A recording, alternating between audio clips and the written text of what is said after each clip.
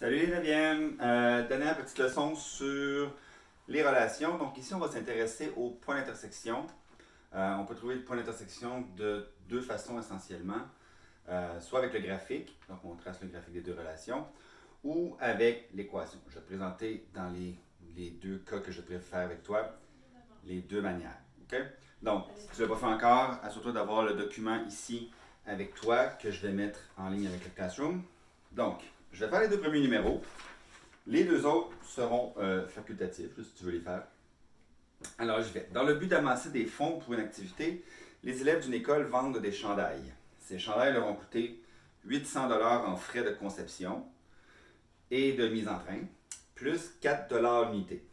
Les élèves les vendent 20$ chacun. Donc, tu comprends, ils ont des coûts fixes et des coûts variables, puis ils ont des revenus variables.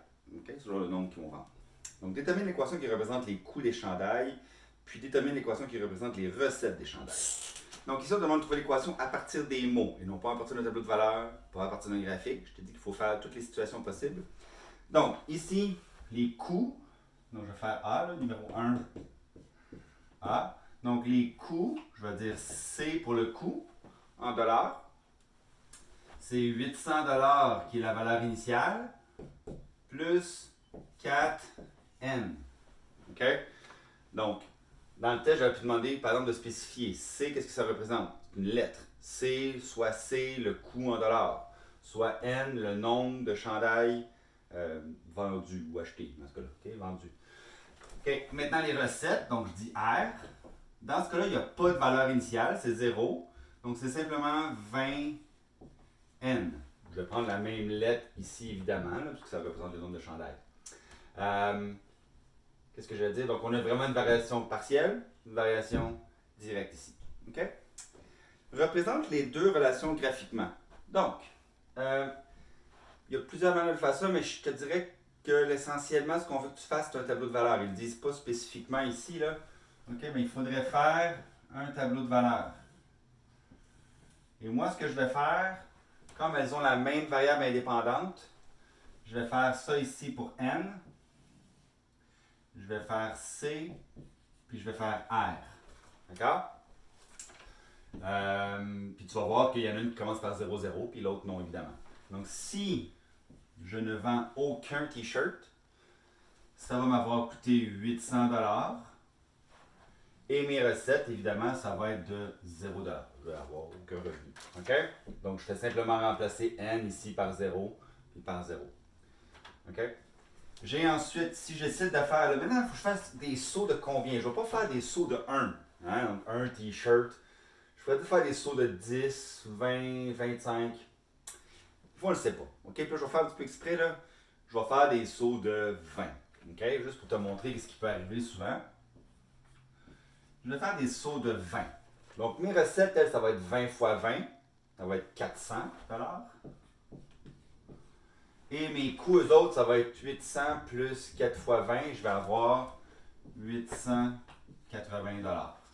Donc, tu vois qu'encore une fois, là, je perds de l'argent. Là. Ça me coûte 880$, j'ai juste ramassé 400$. Donc, j'essaie de faire des sauts réguliers, là, comme ça va être un petit peu plus simple si jamais je veux me tromper. Là. 40, par exemple. Donc, si j'ai 40 ici, je vais avoir 800 plus 4 fois 40, ce qui est 160. Je vais avoir 960. Et 40 fois 20, je vais avoir 800. C'est logique, là. Ici, je vais faire des bons de 400. Ici, je vais faire des bons de 80. Ici, j'ai 60. Donc, si je m'en vais ici rapidement, je vais avoir 1200. OK? Puis ici, 60 fois 4, ça va faire 240. Je vais donc avoir 1040. Je vais arrêter là. Pourquoi? Parce que là, vois-tu, ici, j'ai dépassé, là. OK?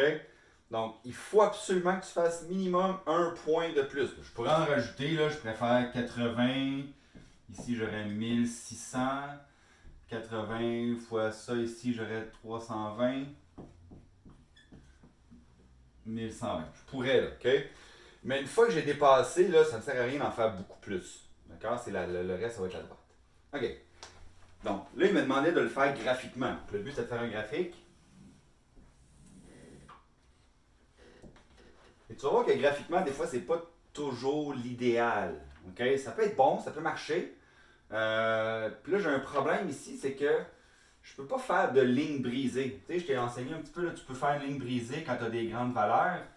Mais j'ai un problème parce que là, je veux mettre les coûts et les recettes ici en dollars. Ici, je vais mettre N, le nombre de chandails.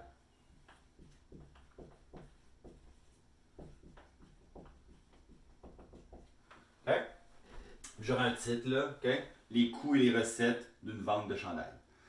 OK, je veux juste pas perdre de temps, je vais avancer un peu. Il y en a un ici qui va commencer à 0, c'est ma relation directe. OK? Je vais faire des sauts ici de 10, 20, 30, 40, 50, 60. D'accord? Donc, toi, tu vas avoir du vrai papier quadrillé, ça va être plus clair que moi, là, c'est plus difficile. Ici, par exemple, je pense qu'il faut que je monte assez haut, là. OK? Je vais faire des sauts de 100, 100, 200, 300, 400, 500, 600, 700, 800, 900, 1000, 1100, 1200. 200, 400, 600, 800, 1000, puis 1200. OK? Là, je vais venir placer mes points. Évidemment, tu vas voir que moi, c'est pas très précis, là, c'est sûr. Là. Et je vais commencer par les recettes, c'est plus facile. Donc, à 20, j'ai 400. Donc, je suis ici. À 40, j'ai 800. Après là. OK, 60 puis 1200. Bon, donc c'est là. OK? Je sais pas si j'ai été très précis. Il faut faire attention, c'est pas une droite la mieux ajustée ici. C'est supposé être une vraie droite. Là. OK? Ah, c'est pas si pire. OK? Donc ça, ce sont mes recettes. D'accord? Mes coûts, eux autres, ils commencent à 800. Vois-tu? Ici. OK? Et donc, si je veux faire maintenant les sauts, tu vas voir que faire des sauts de 80, c'est pas évident. Là. D'accord? Ce que je remarque aussi, c'est que mon point d'intersection devrait être entre 40 et 60. Là. Vois-tu? C'est là que ça casse. Là. C'est là que, ici, j'ai 800 à 1200. Donc là, j'étais en dessous des coûts, puis là, je suis par-dessus le coût. OK? Donc, on sait que ça va être entre 40 et 60. Donc, je vais y aller là à peu près. J'ai 0,800, je vais mettre 20, 880, donc à peu près là. Ensuite de ça, j'ai 40, 960. 40, 960, à peu près là. Puis 60, je suis à 1040. 60 à 1040, je suis à peu près là, ici. Je ne sais pas trop exactement, là, à peu près. OK? Peut-être que celui-là aurait dû être un peu plus bas, là. Et donc, c'est ça. OK? Mon point d'intersection, il est ici. OK? Si tu utilises le papier quadrillé, tu vas le voir assez rapidement que ça va être 50. Ouais. Puis l'autre, ça va être 1000. OK? Ça va être plus précis que moi, là. Je mets un petit peu plus haut, là. 1000. OK? Donc, mon point d'intersection, c'est ça. Est-ce que j'aurais pu trouver d'une autre manière? Bien sûr, de façon beaucoup plus précise, j'aurais pu le faire. Il ne demande pas ici, mais moi, je demande de le faire comme ça. Pour trouver le point d'intersection, c'est simple, tu mets les deux équations égales. OK? Donc, tu vas dire 800 plus 4n est égal à 20n. OK? Et là, comme dans l'unité précédente, on va isoler notre n, tout simplement. Donc, je vais envoyer le 4n de l'autre côté. Je vais avoir 800 égal à 20n, ça va faire 16n. Et tu divises par 16 de chaque côté. Tu vas avoir n égal à 50. Qui est bien la même chose que ça ici. C'est notre n égal à 50. Comment je fais maintenant pour savoir les coûts et les revenus? Ben, je prends mon n égale à 50, puis je viens le remplacer ici. Ou là. Il faut que j'obtienne la même chose. On va juste vérifier pour voir. OK? Donc, si j'ai n égale à 50, je vais avoir les coûts qui sont égaux à 800 plus 4 fois 50, c'est bien 200. Donc 800 plus 200, ça fait 1000. C'est bien le 1000 qu'on avait ici sur notre graphique.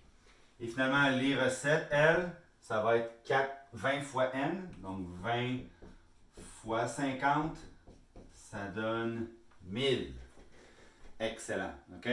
Donc, ça veut dire qu'on a trouvé la bonne réponse ici. Généralement, ça, c'est plus précis que le graphique. D'accord? Parce que c'est sûr qu'en 9e année, on fait des choses plus droites, ça arrive à vraiment des bonnes valeurs. Sache qu'en 10e année, on fait la même chose, mais la réponse, ça peut être 3,725 puis 5,37794 à l'infini. OK? Ça peut être des valeurs exactes, valeurs approximatives. OK? Mais quand même, en 9e année, souvent, ça va donner un nombre assez précis. OK? Donc, je voulais juste répondre à ça ici. C'est important de comprendre que si je vends moins que 50 t-shirts, je perds de l'argent.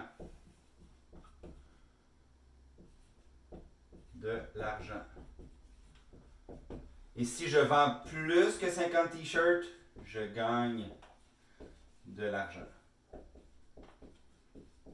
OK? Donc, souvent, quand on fait des modèles mathématiques pour savoir combien il faut que j'en vende pour faire de l'argent, c'est le genre de situation qu'on fait. OK? Donc, c'est quelque chose qui est possible de faire. Si je peux trouver ma feuille. OK, ici. Donc, qu'est-ce qu'il représente? Bien, évidemment, il représente le nombre de t-shirts à partir duquel tu commences à faire de l'argent. C'est ça qu'il représente. Si les élèves perdent de l'argent, quel est le nombre de chandails vendus? On a déjà répondu à ça, c'est plus petit que 50, moins que 50 t-shirts. Si les élèves réalisent un bénéfice, quel est le nombre de chandails vendus? C'est plus que 50. C'est bon? Donc c'est un bon exemple ici, là. Je trouve qu'il est complet. On a le graphique, on l'a fait avec l'équation aussi. OK? On avait une relation partielle, relation, variation directe. Tout est là-dedans. Okay? Un tableau de valeur, créer un graphique, le titre, là, on rajouterait le titre ici. C'est un bon résumé de l'unité. OK? Excellent. J'en fais un autre rapidement. Je vais peut-être passer un petit peu moins de temps sur le prochain.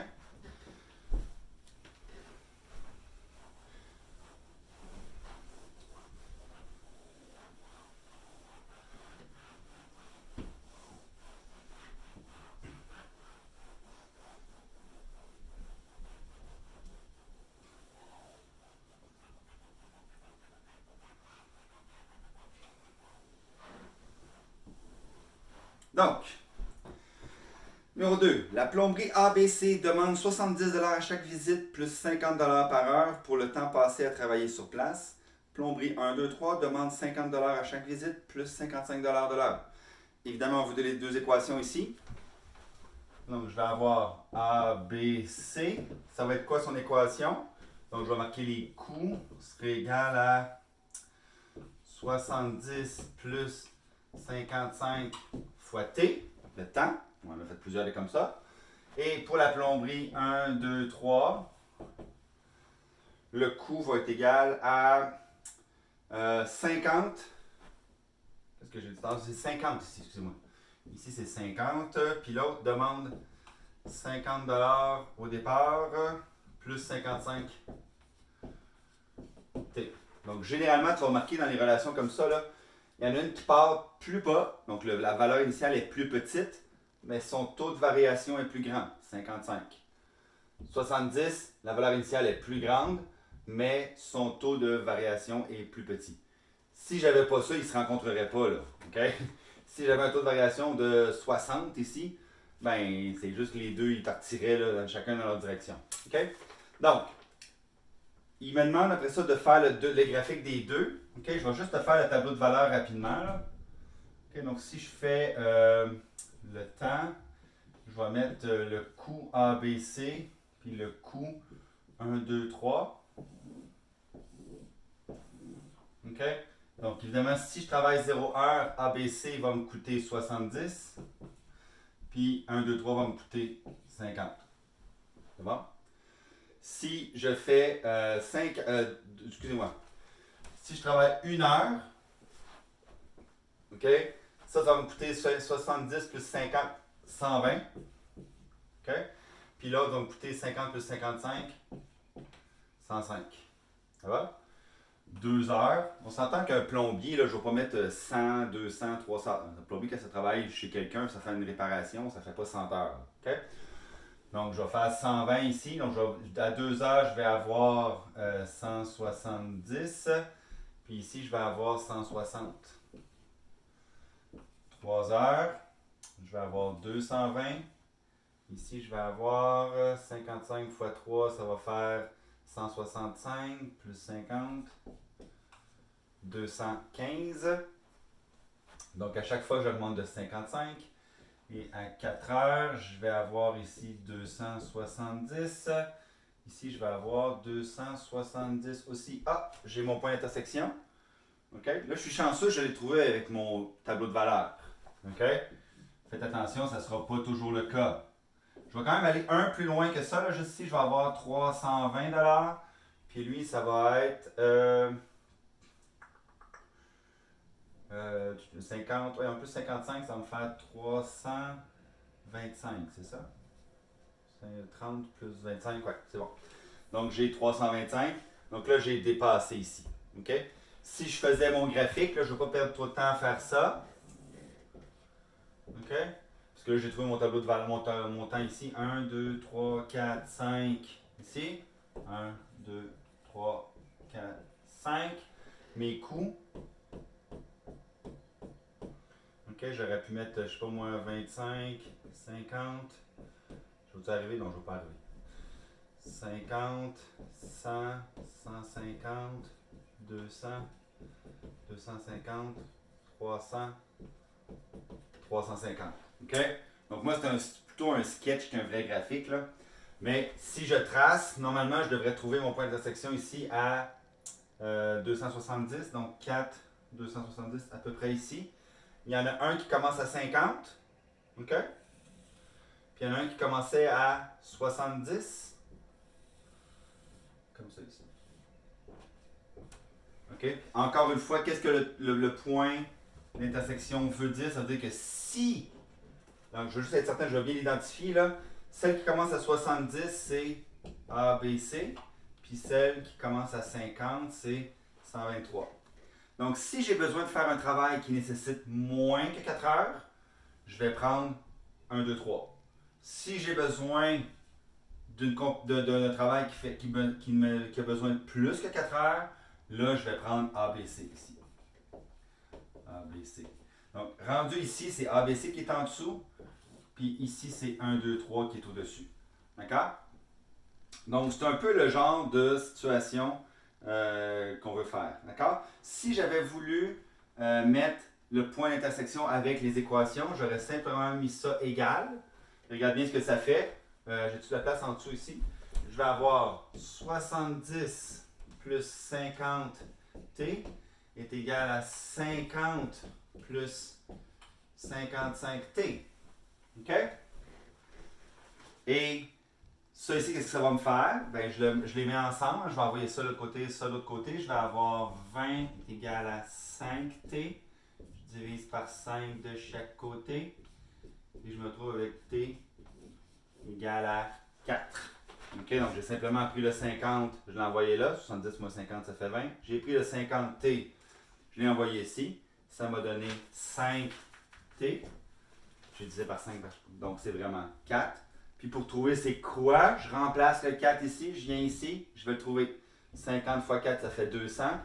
200 plus 70, ça fait bien 270. Puis si je mets le 4 ici aussi, 50 plus 55 fois 4, ça fait 220. Plus 50, ça donne aussi 270. Maintenant, il y a une petite question ici. Décris une situation où les recettes de plomberie 1, 2, 3 dépassent de 30 $ les recettes de plomberie. Moi, j'aurais plutôt utilisé le mot coût que recette là, ici. C'est plus ça coûte l'argent. Donc, le C, je l'ai fait comme le D. Donc, ça veut dire, décrire une situation où les recettes de plomberie dépassent de 30 $ les recettes de plomberie de ABC. OK? Donc, quand est-ce que ça ferait coûter 30 $ de plus si je prends 1, 2, 3? Donc, si ça coûte 30 $ de plus, ça veut dire que j'ai fait plus que 4 heures. Ça va? C'est ça que ça veut dire. OK? Donc, un truc, moi je préfère faire l'algèbre. Ouais? On me dit que les dépenses de 1, 2, 3 dépassent la plomberie ABC. Donc là, on s'approche peut-être d'une question plus style 7, 8. Ce qu'on pourrait faire, c'est de dire les prix de ça moins le prix de ça est égal à 30 $. Et regarde bien la magie de l'algèbre. OK? Je vais me faire un petit peu de place par exemple là. OK? Regarde bien la magie de l'algèbre. Je pourrais le faire sur mon graphique ici, mais ce ne serait pas très précis. Il faudrait que je trouve quand est-ce que, quand je fais une droite verticale, j'obtiens 30 ici. OK? Ça pourrait se trouver, mais l'algèbre, c'est toujours mieux. OK? Donc, je vais dire ça moins ça est égal à 30. Puis qui dit moins, puis j'ai un binôme, dit quoi? Dit parenthèse.